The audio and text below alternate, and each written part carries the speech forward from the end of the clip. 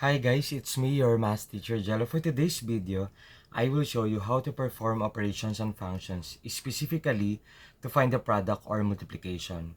Okay, actually, same example lang tayo sa mga previous videos natin. Okay, so let f of x equals 3x squared minus 2x minus 1 and let g of x equals x squared minus 1. Find the quantity of f times g of x. Okay, ang solution natin dito guys ay so, find natin to. Hanapin natin. So, the quantity of f times g of x. So, meaning, f of x times g of x. Ito yun guys, sa notation natin. So, ang gagawin lang natin dito guys ay ipag-multiply natin yung dalawang functions natin. Okay, so sinabi ko kanina, it makes sense to put the parentheses para hindi tayo malito. Okay, so 3x squared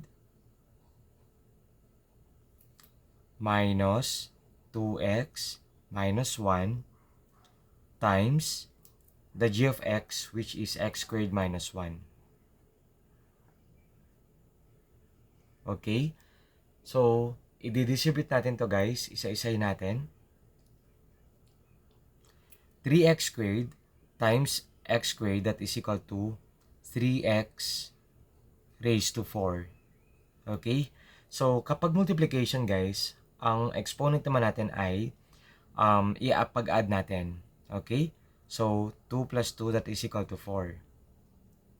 Next, so 3x squared times negative 1, that is equal to negative 3x squared. Okay?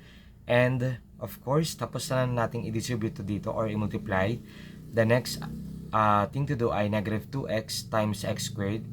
That is negative 2x cube. Okay? Bakit naging cube? Kasi we have raised to 1, tapos 2. So, 1 plus 2, that is equal to 3. Gets?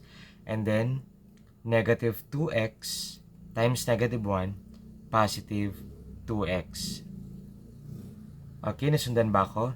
And of course, dito, sa pinaka-last term na natin, negative 1 times x squared, that is negative x squared.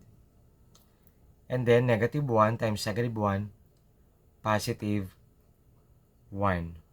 Okay, so guys, pag umabot na kayo dito, so arrange na natin yung mga terms from descending order, magmula sa highest exponent. So, pababa tayo. Okay? And of course, 3x to the 4th power has no similar term. So, copy it only or bring down. And then, same with negative 2x cubed. Just copy. Since meron tayong magkaparehas na terms, those are negative 3x squared and negative x squared. Ipag-combine natin. So, negative 3x squared plus negative x squared or minus x squared, it will become, very good, negative 4x squared. Nakuha? Next. And of course, 2x has no similar term. Just bring down or copy. And yung 1, wala na rin katulad or like term. So, plus 1.